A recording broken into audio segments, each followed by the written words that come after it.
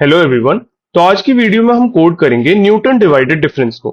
तो इससे previous video में मैंने मेथड क्या होता है, कैसे काम करता है, पूरा अच्छे से समझाया था।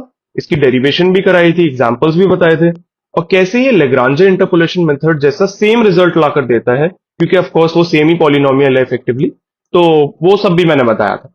तो अगर वो वीडियो नहीं देखी तो उसे चेकआउट कर लेना, उसकी लिंक डिस्क्रिप्शन में मिल जाएगी। चलो अब शुरू करते हैं इसे कोड करना। तो यहाँ पे मैंने वही एग्जाम्पल वाली चीजें डिफाइन कर रखी हैं, ठीक है।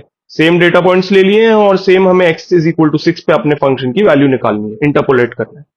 तो यहाँ पे अब मैं लिखता हूं वॉइड न्यूटन डिवाइडेड डिफरेंस, है ना। ऐसे करके मैंने फंक्शन बना दिया। तो अब इसके अंदर हमें सबसे पहले क्या चाहिए, अपनी डिफरेंस टेबल चाहिए। n क्रॉस n की डिफरेंस टेबल बना देता हूं, ठीक है। हो गई इतनी तो देखो मैं यहाँ पे ना एक सैंपल डिफरेंस टेबल पहले बना देता हूँ, जिससे कि हमें समझने में आसानी हो। 0 1 2 3 ऐसे टाइप से स्टार्ट करते हैं। देन यहाँ पे 4 5 6 और यहाँ पे डाल देता हूँ 7 8 और लास्ट रो में डाल देता हूँ 9, ठीक है। तो बेसिकली हमें एक ट्राइंगुलर मैट्रिक्स ही भरनी है। तो अब हम इसमें क्या करेंगे, एक बार लूप चलाते हैं, पहले कॉलम वाइज भरना चालू करते हैं ना, क्योंकि ऑफकोर्स हमें प्रीवियस कॉलम की जरूरत पड़ेगी करंट कॉलम को भरने के लिए। तो हम यहाँ पे कॉलम वाइज चलेंगे। तो for int j equal 0, j is less than n, j plus plus, ऐसे लिख सकता हूं मैं। देन रो वाइज चलेंगे। For int i equal 0। अब देखो i लेस देन क्या, अब बताओ। देखो यहाँ पे n माइनस j आएगा। क्यों आएगा, क्योंकि अगर पहली बार मैं भरने जाऊंगा तो मुझे कितनी रोज भरनी है, पूरी n की n। देन नेक्स्ट टाइम मुझे n माइनस 1 रोज भरनी है, n माइनस 2 भरनी है, तभी तो ये ट्राइंगल बनेगा। तो n माइनस j आएगा यहाँ पे, और यहाँ पे आ जाएगा i प्लस प्लस, ठीक है। चलो इतना तो हो गया। अब हमें क्या पता है, हमें ये पता है कि सबसे पहला कॉलम जो है वो किससे भरना है मुझे। पहला कॉलम तो देखो ये वाला है 0 4 7 9 वाला। तो ये वाला मुझे भर देना है सीधे सीधे y की वैल्यू से डिफरेंस टेबल में। तो इफ j इक्वल 0, अब मुझे क्या करना है, difference table of i j is equal to y i. Otherwise मुझे क्या करना है, जब मेरा जे 0 नहीं है, मतलब सेकंड कॉलम थर्ड कॉलम बाकियों पे चल रहा हूं, तब मुझे कैलकुलेशन करनी है। किस तरीके से, वही डेल ऑपरेटर जो मैंने नया वाला बताया उस तरीके से, जैसे कि y1 minus y naught upon x1 minus x naught, उस वाले तरीके से करनी है। तो difference table of i j इस बार क्या हो जाएगा, देखो डिफरेंस टेबल ऑफ मैं क्या लिखूंगा, यहाँ पे अभी लिखता हूं फिर तो मैं बताता हूं, ठीक है। समझ आ ही जाएगा, वैसे तो बहुत ईजी ही है। यहाँ पे आई लिखूंगा, यहाँ जे माइनस 1 लिखूंगा। पहले तो न्यूमरेटर लिख देता है, तो ये है। तो इसका क्या मतलब है, इसका ये मतलब है कि नेक्स्ट रो में से करंट रो को माइनस करो, और लेनी किसकी वैल्यूज है, प्रीवियस कॉलम की। तो यहाँ पे जे माइनस 1 लिखा, ठीक है, ये तो सही है। अब इसको डिवाइड किससे करना है, हमें कुछ x की टर्म से डिवाइड भी तो करना है। तो वो क्या हो जाएगी मेरे पास, यहाँ पे आएगी x of i plus 1 minus x I. अभी के लिए ऐसे लिख देता हूं, फिर बताऊंगा इसमें कुछ चेंज आएगा। तो देखो जब मैं पहली बार कर रहा हूं तो नेक्स्ट x की वैल्यू में से x1 माइनस एक्स नॉट जैसे ऐसे कर रहा हूं, ठीक है, बिल्कुल सही है। बट जैसे ही मैं सेकंड कॉलम पे जाऊंगा, बेसिकली ये 2 और 6 वाले पे आऊंगा, तब मुझे किसे माइनस करना है, मुझे माइनस करना है x2 माइनस एक्स नॉट को डिवाइड करते वक्त, है ना। तो जब मैं ये 7 माइनस 0 करना चाहता हूं, ये x2 माइनस एक्स नॉट करना चाहता हूं, तो ये प्लस 1 से प्लस 2 होना चाहिए।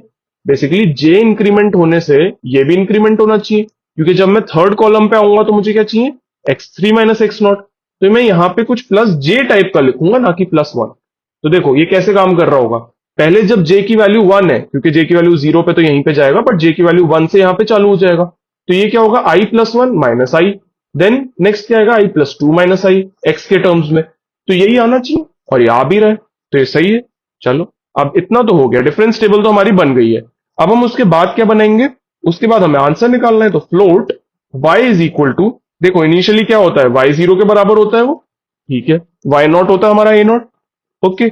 अब हमें नेक्स्ट क्या चाहिए, अपना एक टर्म चाहिए जो प्रोडक्ट टर्म होगी बेसिकली। तो उसको मैं u से डिनोट कर देता हूं, यहाँ पे 1 बना देता हूं। इनिशियली 1 में कुछ भी मल्टीप्लाई कर सकते हैं ना हम। तो मैं कैसे चलाऊंगा उसके लिए, for int r equal 0, r is less than n, r plus plus. लेकिन यहाँ पे लेस देन n नहीं आएगा, लेस देन n माइनस 1 आएगा, क्योंकि हमने एक टर्म तो ऊपर ले ही ली है, ओके। अब ये टर्म्स कैसे बनेंगी, तो देखो सबसे पहली टर्म में मुझे क्या मल्टीप्लाई करना है, x माइनस एक्स नॉट, सिर्फ वही मल्टीप्लाई करना है। नेक्स्ट टर्म में हमें और क्या मल्टीप्लाई करना है, x माइनस एक्स वन। तो क्या मैं ऐसे कुछ लिख सकता हूं, u multiply by equals to, और यहां पे मैं वो टर्म डाल दूंगा x माइनस एक्स आर। तो ये पहली बार क्या करेगा, तुम्हारा मल्टीप्लाई कर देगा, x में एक्स नॉट माइनस करके मल्टीप्लाई कर देगा, ठीक है। Then x minus x one को मल्टीप्लाई करेगा नेक्स्ट टर्म के लिए, फिर x माइनस एक्स टू को, तो ऐसे ही चलता रहेगा, बिल्कुल सही है। और हमारी जो टर्म आएगी वो कैसे आएगी, बेसिकली मैं उसमें कोफिशिएंट भी तो मल्टीप्लाई करना पड़ेगा। तो ये तो मेरी प्रोडक्ट टर्म हो गई मल्टीप्लाइड बाय उसका कोफिशिएंट, तो कोफिशिएंट डिफरेंस टेबल से आएगा। तो डिफरेंस टेबल में कहां पे पड़े होंगे, हमारे सारे के सारे कोफिशिएंट्स यहाँ पे 0th रो में पड़े होंगे, है ना। क्यों, क्योंकि ये वाई नॉट है, फिर ये डेल वाई नॉट है, फिर ये डेल स्क्वायर वाई नॉट है, डेल क्यूब वाई नॉट है। तो मैं यहाँ पे क्या लिख सकता हूँ, यहाँ 0 लिख दूंगा और एक और जो इसमें कॉलम में आएगा वो r+1 आ जाएगा। क्यों, क्योंकि स्टार्टिंग तो हमें उस कॉलम से करनी है ना, डेल वाई नॉट वाले से, तो यहाँ पे जो पड़ा है वो आ जाएगा सिंपली। तो हो गया, बस यही था इसमें, इतना सा, ज्यादा कुछ था नहीं।